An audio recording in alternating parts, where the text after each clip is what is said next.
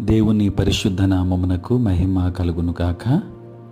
క్రీస్తునందు ప్రియ దేవుని బిడ్డలారా, ప్రభు అయిన యేసు క్రీస్తు పరిశుద్ధ నామములో మీ అందరికీ ఈ ఉదయకాల శుభములు తెలియచేయచ్చు ఉన్నాను. ఈ దినమంతయు మీకు మీ కుటుంబానికి దీవెనకరముగాను ఆశీర్వాదకరముగాను దేవుడు అనుగ్రహించాలని మీ కొరకై ప్రార్థిస్తూ ఉన్నాను.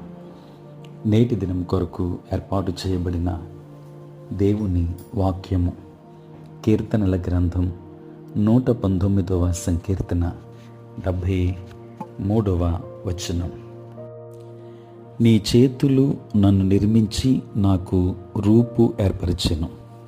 ప్రియులారా, నేటి దినము కొరకు ఏర్పాటు చేయబడిన ధ్యానాంశము దేవుని హస్తములు.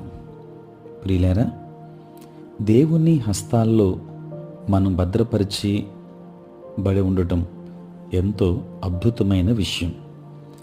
ఆయన హస్తాలలో లభించే ఆశీర్వాదాలు శాశ్వతమైనవి. ఈ లోకంలో నెమ్మదితో కొనసాగుటకు ఆయన హస్తాలలో కాపుదల చాలు. ప్రియులారా, దేవుని హస్తాలు ఎంత ఆశీర్వాదకరమైనవో మనము పరిశుద్ధ గ్రంథములో ఉన్న అనేక వాక్య భాగముల ద్వారా మనము నేర్చుకోవచ్చు. ఇట్టి దేవుని ఆశీర్వదించే హస్తమే కరుణాహస్తమని దేవుని వాక్యంలో మనం చూస్తాం. ప్రియులారా, దేవుని హస్తములను గూర్చి పరిశుద్ధ గ్రంథములో వివిధ సందర్భాలలో వ్రాయబడిన మాటలు మనము గమనించినప్పుడు దినవృత్తాంతములు 2వ గ్రంథం 30వ అధ్యాయం 12వ వచనములో దేవుని హస్తము ఏక మనస్సు కలుగు చేయును అని వ్రాయబడి ఉంది. దేవుని హస్తము మనకు విజయము కలుగు చేయును అని ఎజ్రా 7:9లో ఉంది.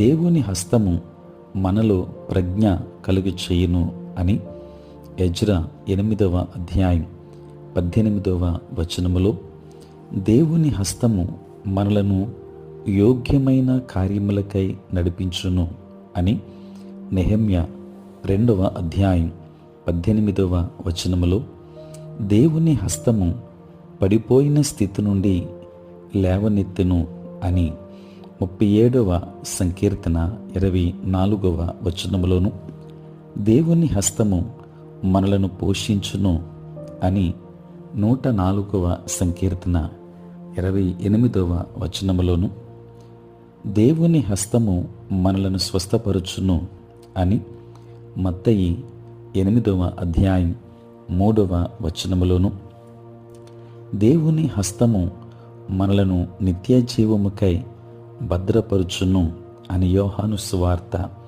10వ అధ్యాయం 28వ వచనములోను వ్రాయబడి ఉంది. దేవుని బిడలారా, ఇంతవరకు మనము ధ్యానించినటువంటి దైవ వాక్యము నుండి మనము గ్రహించినప్పుడు దేవుని హస్తము కరుణాహస్తము. ఆయన కరుణాహస్తములలో దాగి ఉంటకు ఆయన వైపు చూద్దాం, ఆయనకు సమీపముగా ఉందాం, ఆయనలో నిలిచి ఉందాం, దేవుని హస్తాలలో ఇమిడిపోదాం, దేవుని ఆశీర్వాదాలు పొందుకుందాం. దేవుడు మిమ్ములను మీ కుటుంబాన్ని దీవించును గాక. ఆమేన్. ప్రార్థన. పరిశుద్ధుడైన తండ్రి, ప్రేమ కలిగిన ప్రభువా, మీకు వందనాలు నాయన. రాత్రంతయు కాపాడి సంరక్షించి సుఖనిద్రను మాకు దయచేసి మా జీవితంలో మరి యొక్క నూతన దినమును మీరు మాకు ప్రసాదించినందుకే స్తోత్రాలు. ప్రభువా, ఈ దినమంతా కూడా మీ సన్నిధి మాతో ఉంచండి. మీ ప్రసన్నత మాకు దయచేయండి. మా పనులన్నింటిలో తోడై ఉండండి. ప్రయాణములలోనూ పరిచర్య అంతటిలోనూ తోడుగా ఉండండి. మీ సేవా పరిచర్య జరిగించుచున్న ప్రతి సేవకుని మీరు దీవించండి. ఉద్యోగం చేయుచున్న బిడ్డలను ఆశీర్వదించండి. వ్యాపారం చేయుచున్న బిడ్డలను వారిని దీవించండి. కష్టపడి పని చేసుకుంటున్న బిడ్డలకు మీరు తోడుగా ఉండండి. దేవానికి స్తోత్రాలు. చదువుకుంటున్న బిడ్డలకు కావలసిన జ్ఞానమును జ్ఞాపక శక్తిని ఇవ్వండి. ప్రయాణములలో ఉన్న బిడ్డలను దీవించండి.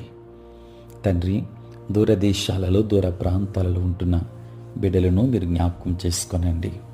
బలహీనులైన వారిని బలపరచండి. అనారోగ్యముతో ఉన్న వారికి ఆరోగ్యాన్ని ఇవ్వండి తండ్రి.